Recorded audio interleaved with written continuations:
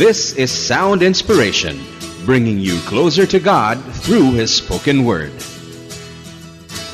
His exceptional gift of humorous preaching and his ability to present the gospel with great simplicity are just some of the reasons why Bo Sanchez is one of the most sought-after speakers and retreat masters in the country today. And now, let's listen to Bo Sanchez. Good morning, everybody, to all those watching by television, all of you in Cebu and Iloilo and all over the Philippines. Maayong buntag, maayong aga, maayong hapon, maayong gabi, kaninyong taan, mga igsuon, brothers and sisters in the Lord. Do you believe that God is here? I want you to fill this place with the love of God and embrace the people around you and tell that person, God will bless you today. Hallelujah.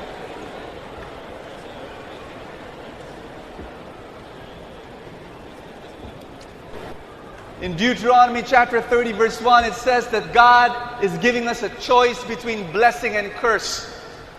Blessing and curse. How many of you want the blessing? Raise your hand. Everybody say that. Blessing. You know, there are two ways of being blessed. The first way of being blessed is, do you want to be slightly blessed or do you want to be abundantly blessed? What do you want? I want you to say that loud. Abundantly. God wants to abundantly bless your spiritual life, your relationships, your family life, your business, your finances, your health. He wants to bless you abundantly because He wants you to be a blessing to other people. Amen? Everybody say that. I want to be a blesser. Would that be great for you to go to a place and to go to people, and every person you meet, they leave your presence bringing home with them a blessing from God? Would you like that to happen? That you will be known as a blesser. And that's your mission, that's your purpose, that's why God created you, to be a blesser. Say that with me, I'm a blesser. Sabihin mo sa katabi mo, you're a blesser.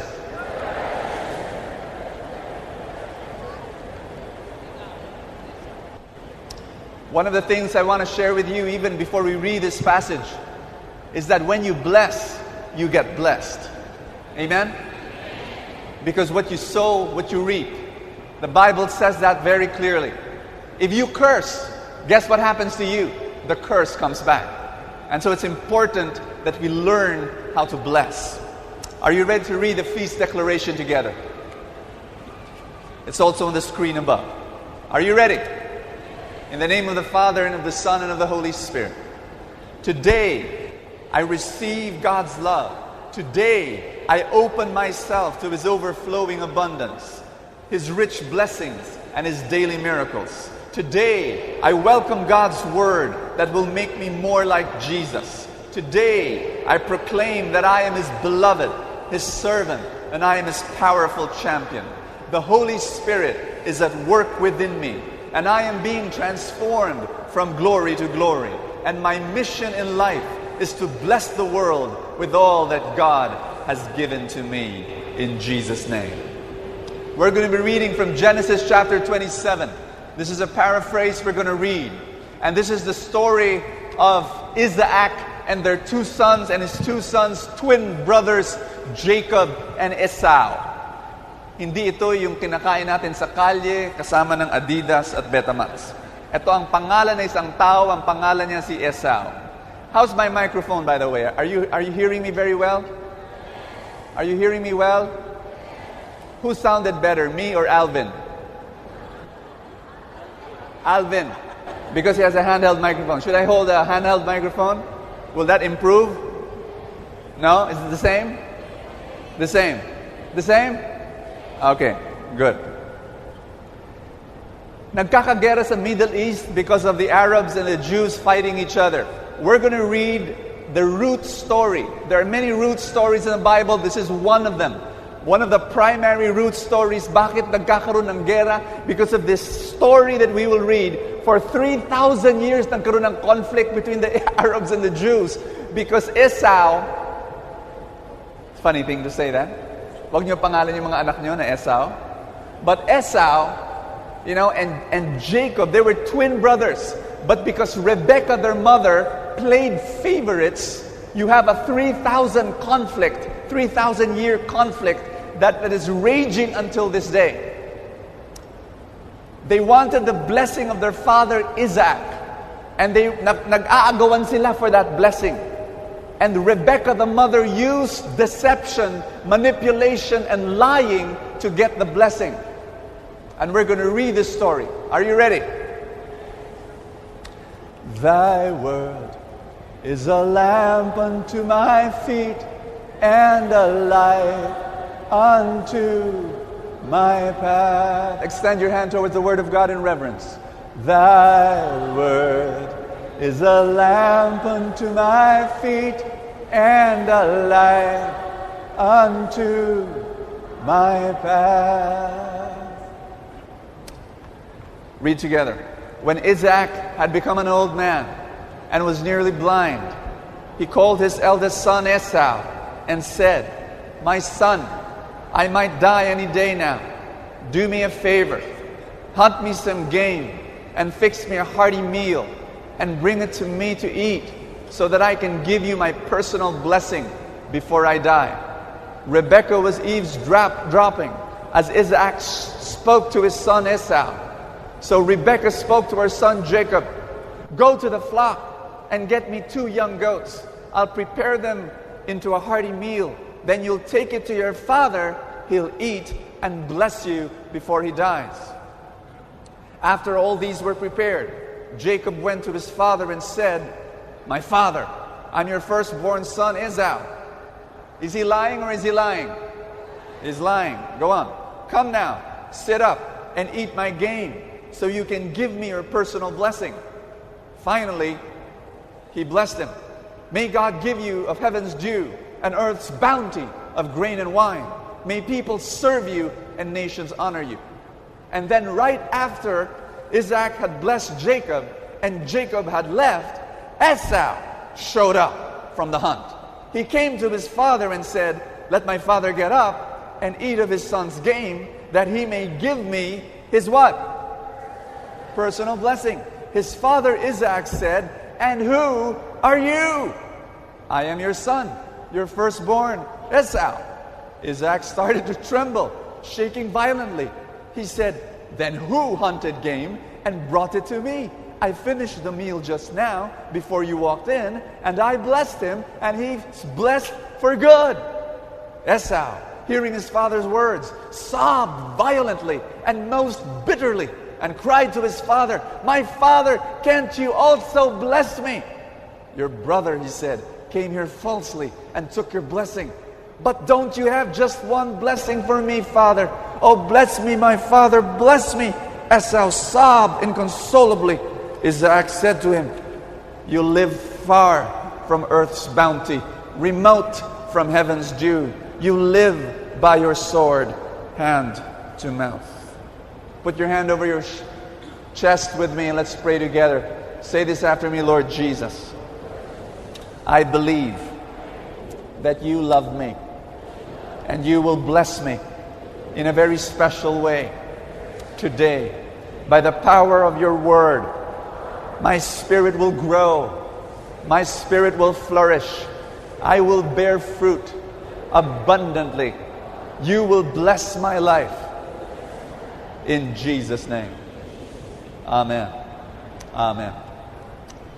Hallelujah. If you believe that God will bless you today, give him a big hand, everybody.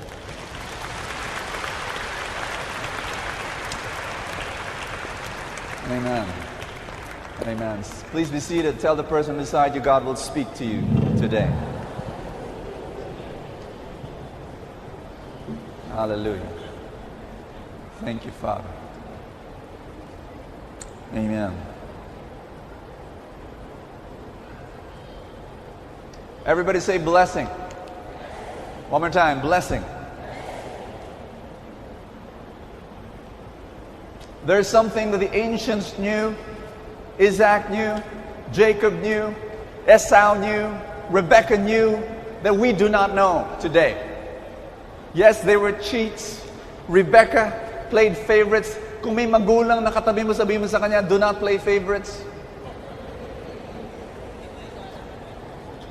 Do not play favorites. You might start a 3,000-year war. Do not cheat. Do not lie. But there was something that they knew that we do not know. Ask me what? The power of words. The power of a spoken blessing. Pinag-aagawan nila ang mga salita ng isang tatay na mamamatay na. Ano ba yun? Syllables. Sounds coming from the lips of an old man. Bakit pinag-aagawan? Tanungin niyo sa akin, bakit? Because they knew something that we do not know. That words create reality. Say that with me. Sabi mo sa katabi mo, words create reality. What does that mean? It means that when words are, in the Bible, according to the Bible, the whole of the universe, every atom, every molecule, every electron in this universe was created by the power of words, by the power of a spoken word. In Genesis 1, let there be light, and there was. God said, let the sun come, let the stars be shining, let the moon and the mountains and the hills and the rivers and the oceans be created, and all of those things came into being by the power of words. Everybody say words. And sisters and brothers, listen to me. Listen to me. It's very important. We take words very flippantly. Everybody say flippantly. Parang napakadali natin magsalita, magsabi ng isang salita, and then we kind of like think walang epekto. May epekto ang mga salita natin. Nabasa ko yung isang sinulat ng isang lalaki. There was this son, and he said, the 6 things I learned, the 6 lessons I learned from my mother. Sinabi niya, number 1, I learned from my mother priorities. Kasi sinabi niya, pag nag-aaway sila ng kapatid niya, sasabihin ng nanay niya, kung magpapatayan kayo doon sa labas dahil kakilinis ko lang ng bahay. Yung pangalawang lesson na natutunan niya sa nanay niya, yung religion. Kasi sinasabi ng nanay niya, pag yang mancha na yan sa carpet, hindi matanggal, magdasal ka na. Yung pangatlong natutunan niya sa nanay niya, logic. Basta sinabi ko. Galing, ano? Yung pang-apat na natutunan niya sa nanay niya, contortionism. Kasi sinasabi lagi ng nanay niya, tingnan mo, ang dumi-dumi ng likod ng leeg mo, tingnan mo. Yung panglimang natutunan daw niya sa nanay niya, genetics. Kasi sinasabi ng nanay niya, talagang nagmana ka sa tatay mong walang hiya. Yung pang-anim natutunan niya sa nanay niya, justice. Kasi pag inis na daw yung nanay niya, ang sinasabi ng nanay niya, isang araw, magkakaroon ka rin ng anak. At panalangin ko, maging katulad mo. Nakaka-build ng self-esteem, ano?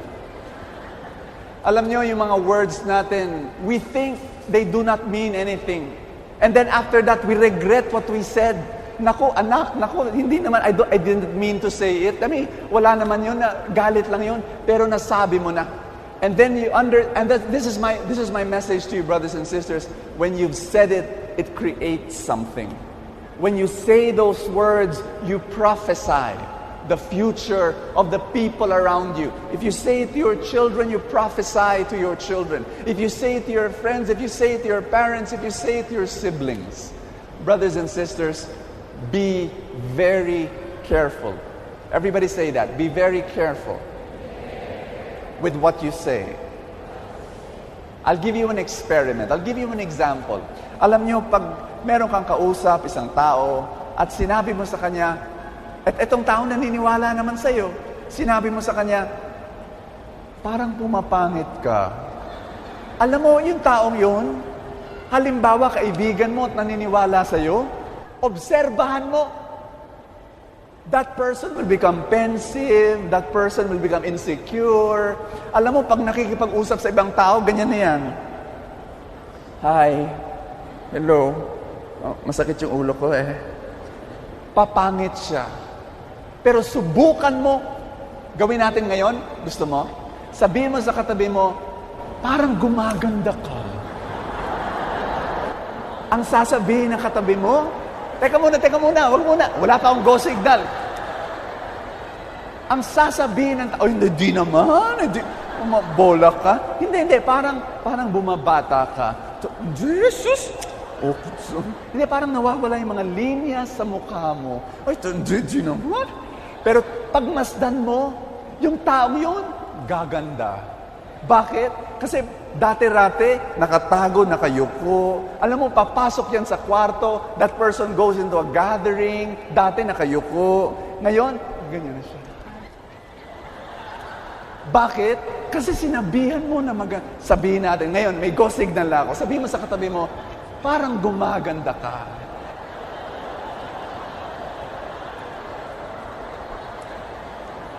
And you know what?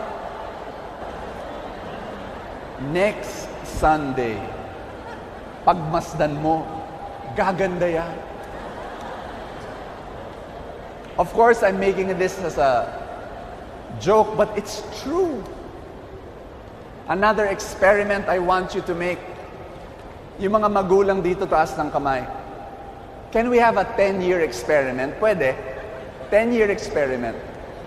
Yung mga anak nyo, for 10 years to from 2007 to 2017.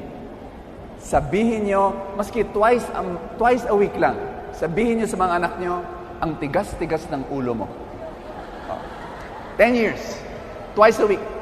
Ang tigas ng ulo mo. Ang tigas-tigas ng ulo mo. Ay, sobra katigas ng ulo mo. Twice a week for 10 years. Sigurado ako, after 10 years, sobrang tigas ng ulo ng anak niya. Your words create the reality. Alam ko, may mga magulang ngayon, umiiyak na sa kanilang mga puso. Brother Bo, hindi kailangan na ang experiment. Ginawa ko na for the past 10 years. Lagi kong sinasabi sa mga anak ko yun, kaya ngayon may problema ako sa anak ko. You know, in voodoo, there is such a thing, you know, in Africa, West Africa, that's where the voodoo, black magic comes from. There have been documented reports where a shaman or a black witch, you know, a voodoo witch, will just say a curse to someone. Naglalakad yung mama, sasabihin lang ng witch, drop dead. Tapos meron siyang death stick na kilalang-kilala sa tribo na yun, halimbawa. Mamamatay ka na, sasabihin ng witch. Alam mo yun, that person, documented reports, that person shakes uncontrollably, falls to the ground, dies on the spot. Yung puso niya stops beating. Now you might say, why? Maybe because there's spiritual forces, and I agree, there's spiritual evil forces in a situation like that. But it's also by the power of the word spoken by the witch, and the person believes in the power of those words. Mag-ingat tayo sa ating mga salita. Sabi mo sa katabi mo ulit, mag-ingat ka sa salita mo. There are two kinds of parents that I know. Two kinds. How many kinds? There are the blessing parents and the cursing parents. When you bless your children, you are a blessing parent. When you curse your children, you are a cursing parent. Alam mo, yung mga napapansin ko to, and I see this to so many parents. I say this to all the mothers and the fathers here. Choose the battles that you fight. Pakisabi nga, piliin mo. Piliin mo. Yung mga anak natin, laging magkakamali yan. Lagi. But you have to choose. You have to choose what battles you fight. Kasi, pag hindi morally evil, tandaan nyo to, pag hindi morally evil ang ginagawa ng pagkakamali ng anak mo, palagpasan mo na lang. Ang mga, pag nagsinungaling, pagalitan mo. If that child cheats, pagalitan mo. But if the child is just being a child, if a child is makulit, sinong bata hindi makulit? Konti lang. Alam mo, pag ang bata magulo, bata kasi, huwag mong pagalitan. May mga magulang laging, ang kulit mo. And what happens? Your word creates the reality. What you want to do is to catch your children doing good instead of catching them doing bad. Amen? Amen? Naririnig niyo ako? Kasi ako hindi ko naririnig sarili ko. Randy, hindi ko naririnig sarili ko. Thank you.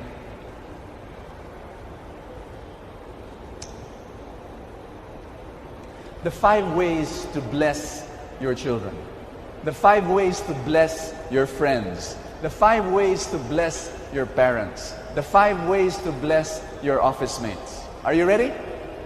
Everybody say, I'm ready. Number 1, touch. Everybody say, touch. If you want to bless the people that you love, learn to touch. Subukan natin ngayon. Touch the people around you. Amen. We need that. We need that a lot. Our skin hungers for touch. My friend, he is 37 years old. Alam mo, 37 years old na siya. Sinasabi niya sa akin, Brother Bo, hinihintay ko pa rin yung yakap ng aking tatay. Kakalungkot, ano? 37 years old na siya, hindi siya dinayakap ng kanyang tatay. At sinabi niya sa akin, dahil teaching mo, Bo, na kapag hindi kayo nayakap ng katatay mo, ikaw ang yumakap. So yun ang ginawa niya. He goes to his father daw, and he tries to embrace his father. Ang sabi ng tatay niya, shh, shh, shh, shh. Kawawa naman, ano? 37 years old. I call that the father's wound. We carry in our hearts the wounds of fathers that do not bless us because they do not touch. It's important that we embrace. It's important that we touch. I always hug my sons. It's very important to do that many times a day. Number 2, words. It's important that we bless our children, our parents, our friends with words. By actually saying it, God bless you. There should be times of formal blessing. Sa umaga, sa gabi. Let's say when your children leave for school, bless them. Put your hand on top of their foreheads and bless them. They need it. They need to hear you say, God protect you from all harm and danger. They need you parents to say, God bless you in your exams, give you wisdom and clarity of thought. Learn to bless the people in your life. Why do you go to the feast? Why do you come here? Many people tell me, alam mo, Brother Bo, I come to the feast because of the blessing. After your talk, you bless us. And importante sa amin yun. It's true. We need to hear the blessing of God through words. It's very, very important. Number 3, value. Everybody say value. The literal meaning of the word blessing is to bow down. What does that mean? When I bow down in front of someone, I give that person value. Sinasabi ko, importante ka. That is what blessing originally means. And so the easiest way to do that is by praise. Everybody say praise. When you praise the people that you love, you are actually blessing them. And this is my point. Instead of catching them when they do wrong, catch them when they do right and start praising them. I'm going to give you an assignment. My first assignment is this.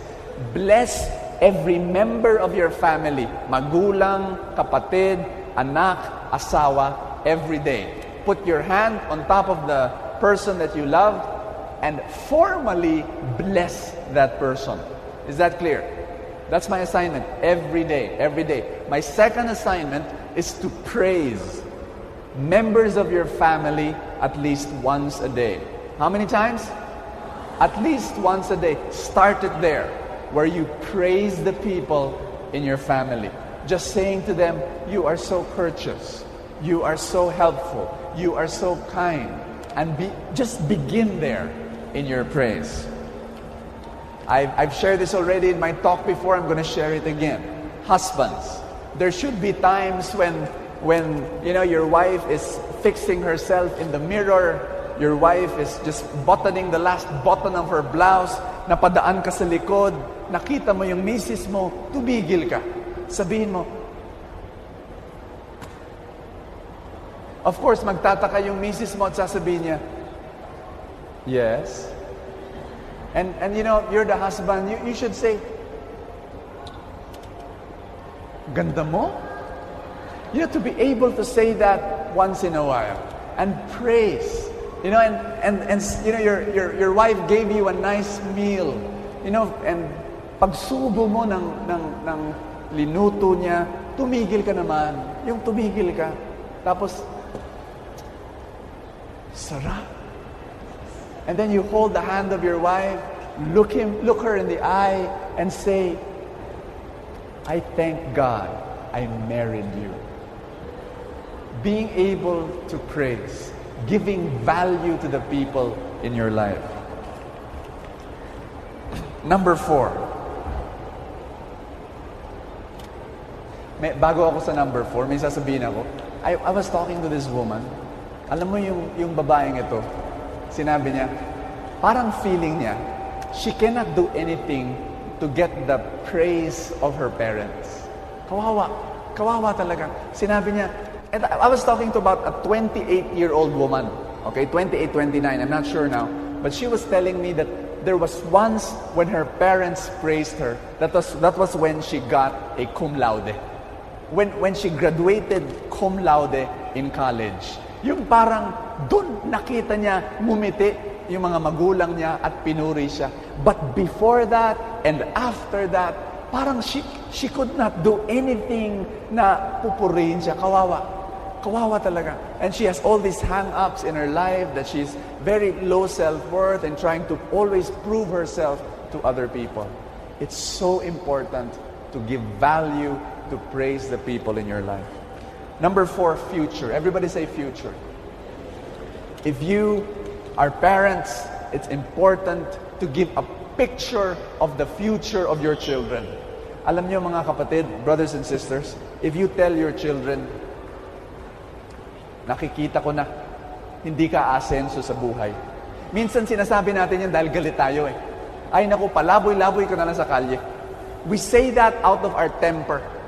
You know what? You're prophesying the future of your children. Start prophesying good things. Amen? Start saying, alam mo, nakikita ko na, magiging napaka-successful ng buhay mo.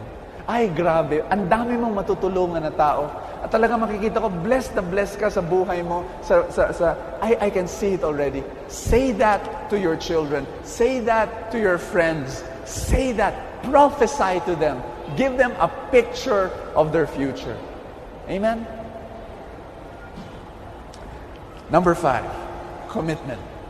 You've got to be committed and tell them, I will do all my best.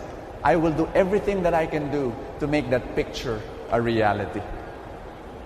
The last thing I'd like to share with you is that there is no shortage in the blessing of God. And everybody say that, no shortage.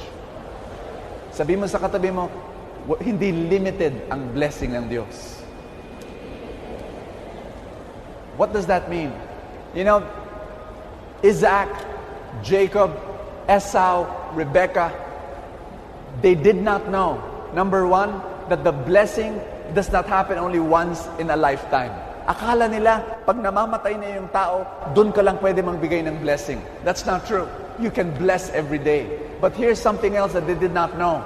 The Jews thought that God played favorites, that they were the favored ones, and everyone else was not favored. Now we know it's not true. In the Old Testament, even from as early as Jonah, God was already breaking that paradigm, and God was saying, no, I favor the Israelites, but I also favor the Ninevites. And he began to say that the blessing of God is for everyone. Many people have this paradigm. Listen carefully. This is what prevents many people from receiving the blessing of God. Akala nila, limited ang blessing ng Diyos. Konti lang. At dahil konti lang ang blessing ng Diyos, sasabihin nila, sige, konti lang ang kukunin kong blessing kasi yung mga iba, kawawa naman, baka maubusan. Brothers and sisters, hindi mauubusan ang blessing ng Diyos. Nakuha niyo ba? So what you do is you say, Lord, I will get all the blessings you want to give to me, and then it is your responsibility now to share and to bless other people. You got that? That's a paradigm shift I want you to make. That you receive all that God wants to give to you so that you can share and bless it to the people around you. I'm going to end my talk with one last story. Because, after a talk like this, I'm sure there are some people here who are complaining to God and to life and to me. Brother Bo, yung mga magulang ko, yun na yun, yung mga example mo na negative, ganun sila. Brother Bo, paano naman ako? How is it? My parents, they've been telling me, wala kang kwentang anak. Brother Bo, yung pag pinapagalitan ako ng mga magulang ko, ay nako, sinasabi nila wala akong kwenta. Paano naman ang buhay ko? Brothers and sisters, is there hope for you? Yes, there is. Yes, there is. I'd like to end my talk with two stories. The first one is a true story. I met him in Australia. He's a guy, his name is Mike Sandrini. He's a huge fellow. Alam mo, he brought me to the airport and he started telling me his story. I was so shocked. And an incredible man. A man who, as early as 19 years old, he was already running with the gangs. He was a drug addict. He had his own, ano tawag nito, shabu plantation. He was really a man of the world. Tapos napansin niya, na-realize niya to lately, yung mga kasama niya, prostitutes, gang members, criminals. One of the things he realized, lahat sila came from broken families. Lahat sila. And it just dawned on him now. Nakulong siya. When he got into prison, he became an even worse criminal. Kasi sinabi niya, pagpasok niya sa kulungan, konti lang yung alam niya tungkol sa crime. Dahil ang dami niyang mga mentor ngayon, he became a worse criminal. And then finally, Jesus came into his life. Today, that man is a missionary. Mike Sandrini is a missionary. He's serving the Lord full-time and calling on other young people to the Lord. He's about, maybe 39, 40 years old, and he's giving himself to the Lord. It's an amazing story. But my point is this. It's true that maybe we were raised up in the wrong way. Mike was telling me his parents got divorced early in his life. And he did not receive the blessing that was supposed to have been given to him. And so he struggled his entire life. But brothers and sisters, he came to know God. And God was able to give him that blessing. Now, Mike Sandrini has other parents in his life. Parents who bless him. And that's what we need to do with one another. As friends, as brothers and sisters in the Lord. My last story is not a true story, but it's a great story to tell. There were two frogs, dalawang palaka. Talon sila ng talon sa isang hardin. And then they fell in a deep, deep, deep pit. Malalim na balon. Dalawang palaka nandun sa ilalim. And all the other frogs, they went near the mouth of the pit. And they peered down and they looked. Uy, kawawa naman yung dalawang palaka. Oh. Stuck up na dun. And the two frogs, they started jumping and jumping and jumping. Trying to get out of the pit. And all the frogs, nakapalibot sa bibig ng balon, they started saying, ang lalim masyado, hindi nila kaya. Oo nga. Mamamatay na kayo dyan. Mamamatay na kayo. Sumuko na kayo. And they started shouting to the two frogs. And the two frogs, just tried their best to jump out. And they started jumping and jumping and jumping. Finally, kasi grabe yung mga ibang palaka. Ay nako, mamamatay na kayo dyan. Kawawa naman kayo. Sumuko na kayo. Give up, give up, give up. You're gonna die there. One of the frogs stopped jumping, fell on his back, and died. Namatay na lang. Pero yung isang palaka, talon pa rin ang talon, talon pa rin ang talon. Sinasabi na ng mga nasa taas ng palaka, mamamatay ka na, give up, sumama ka na sa iyong kaibigan mo, namatay na, mamatay ka na rin. Wala na wala na, masyadong malalim yan. But the frog just kept on jumping, and finally, umabot siya sa taas, nakatalon siya, nakatakas siya. Yung mga ibang palaka talagang mamamatay ka na. Hindi. And they went to the frog and they said, akala namin, wala ka na. Akala namin, magi-give up ka na, mamamatay ka na. Ano nangyari? And and the frog said, thank you, ha? Thank you so much. Grabe, thank you. And the other frog said, huh? Thank you. And the frog said, thank you. Thank you. Bakit thank you?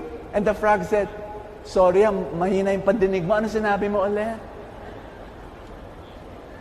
Bingi pala. Bingi. At alam mo, sinabi ng frog na yun na bingi, thank you ha, sa lahat ng encouragement nyo. Grabe.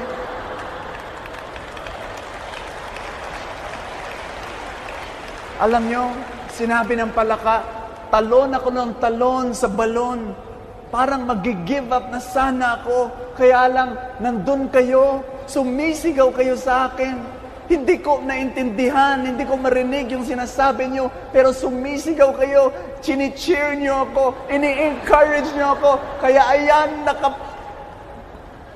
Alam nyo, brothers and sisters, if you receive curses from people around you, friends who don't believe in you, parents who are very flippant about their words and they curse you, if you receive curses, maging bingi ka. Amen? Be deaf to the curses. Do not believe.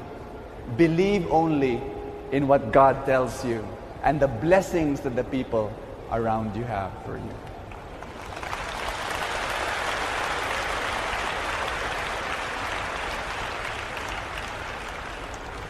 Hallelujah. Put your hand over your chest and say this with me. I am God's child. I can do all things through Christ who strengthens me. I am a success. And I have abundant blessings. Amen. Let's give the Lord a big hand, everybody.